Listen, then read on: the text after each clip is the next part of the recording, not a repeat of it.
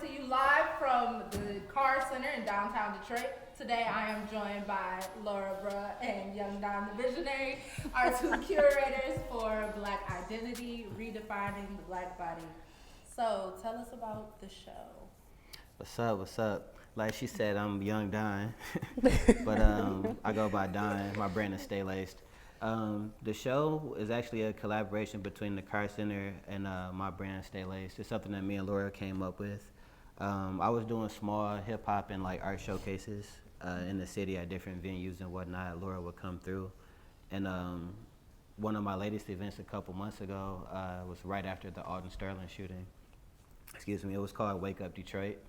And basically what we did was we took activists, poets, lawyers, different people from the community who like really cared about what was going on, and we just had them speak, let people come like vent their frustrations about what was going on, kind of just like giving people an avenue to like come up with some changes, come up with some solutions and things like that. Laura was in attendance, and she approached me and had this idea for kind of like an art show based around what I was doing with Wake Up Detroit. And then we had a little meeting about it. Yeah, you basically said everything. I'm trying to think of something else sweet to say. But yeah, I'm the visual artist fellow here at the Carr Center. And as Don said, I've attended a lot of his Stay Laced events. And since I obtained the opportunity to work here at the Carr Center and such a massive venue, I just felt, it'd be justice to Don to do a larger art show. And as he said, mentioning the Wake Up Detroit event, in Alton Sterling, I felt as though we needed to create an art show that specifically pinpoints the visual language of Black imagery and how we as artists, it's our responsibility to, one, speak on social issues and see how we can counteract, imagery, especially pertaining to Black people, how that can be changed or switched up, whether you see it being violent or hypersexual as the media tends to portray it, how we can, transition that and counteract that. Yeah, and from there it kind of became a way for the involved artists to tell their individual stories. Mm-hmm. Because after explaining it to artists, it kind of made us look at the show a different way as well.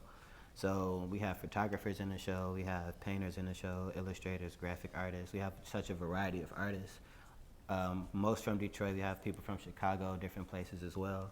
And they're all telling their personal stories about being Black or experiences they've had coming up as a single mom or as a kid, all these different experiences they have, and it's coming out through their artwork.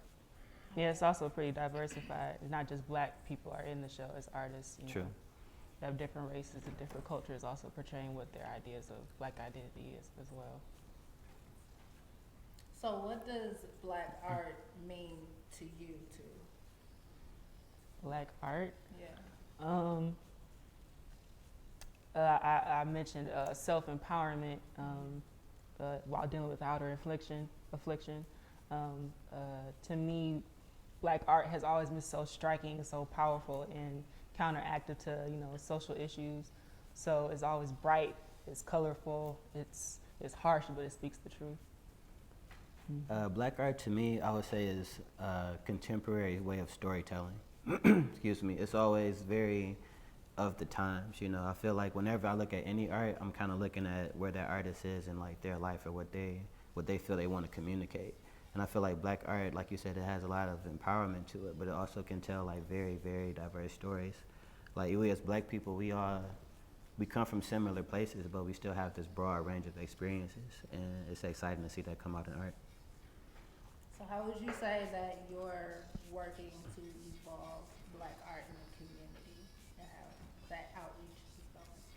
Oh yeah, absolutely. Our particularly with Stay Laced, that's always been the mission, was to just provide opportunities for like lesser known artists to put their work in these settings.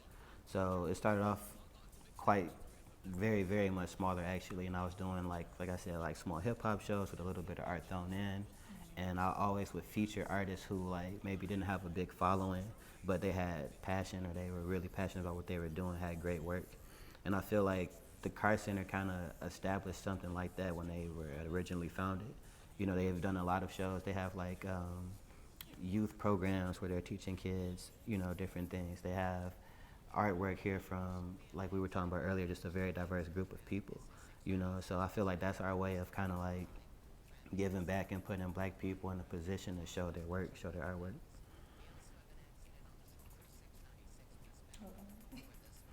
good.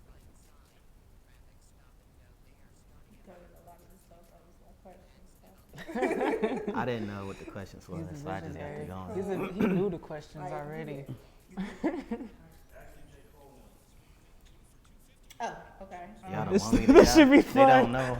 They don't know. Okay. So, dang, where did I- okay. J. Cole once said that there's two sides to a nigga, right? So, could the black experience in America be described as a binary experience? You understand? You want to start? Me? Two sides of a nigga. I Like the think, professional side, I the think real there is side. for sure. I forget the term, but it's a term where when you're in different settings, you kind of like assimilate Yeah. type I of would thing. agree It's with something that. that you, what you say it's called? Hmm? It's something that we kind of do like unintentionally. Yeah, code switch. There you go. Exactly Yeah. that. And I don't think that it's necessarily two sides. I think that's just another part of your personality. And I think some people may like assimilate to like their environment just so they're more comfortable. But as far as two sides, I think that it's just all part of the same person. So two sides to a nigga, I get it. I get what he's saying with that. But my personal perspective on it is that I feel like a lot of us are on a journey to find like the person that we want to be all the time, if that makes sense. So it's a real, like really, you're just trying to be comfortable with who you are, if that makes sense. So it's like if you're going through personal things at home, you might not carry that to work or school or whatever you're doing. So when you get to school, you might put on a smile or you might put on something else. So like you don't have to carry that with you all day. But when you go back home or to wherever situation, it's that same thing. Or kind of like you said, it might be like this dude who kind of street, but it might just be because of the people he around. He's really not like that. It's really like finding yourself and being comfortable with the person you really are, so that you can be that person all the time. And I don't like J. Cole. So as you were curating for the show, Yeah. what kinds of pieces were you looking to put into it? Well, definitely multimedia, film, photography, paint, acrylic, all that was welcome. Yeah, just an eclectic range of just the artist's idea of what they imagine black identity to be as. So, yeah, we've gotten a whole lot of submissions of just very amazing artists already in the show. So I'm very excited to see them all be displayed that night and for everyone to come for the reception and enjoy the pieces, because it's so different to see the different mindsets and the different ideas of what each individual, perceives as black identity. So I mean, y'all know what's going to be in the show, right? So what can we, as the audience, expect to see and feel? Crazy pieces. Like Lots of energy. yeah, Laura is very particular with what she allows in the show. She's like, I need to see it first. Like, send me a link, send me some pictures, which is dope. But like, no, like she said, it's gonna be a really good mix of things. Like, we're like in a similar circle of the art world, but her artists are like a lot of her artists are more tenured, so they have like some pieces that are like just like ridiculously like wow. Like we have a piece from one artist that was made in like '08 or something, but it's crazy how relevant it is to today. It was like that right? piece was made for the show. It's like before we came up with it, it's like he made it for our show.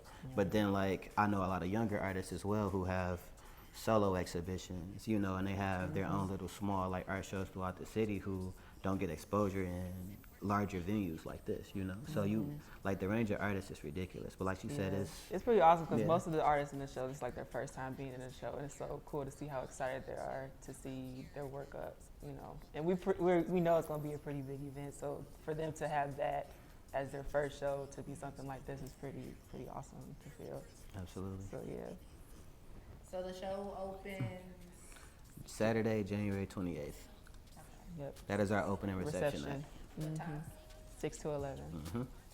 Semi-formal, come dressed to impress, nice. It's a Yeah. catered event, complimentary catering. food and drinks. Yep, Fortune Catering.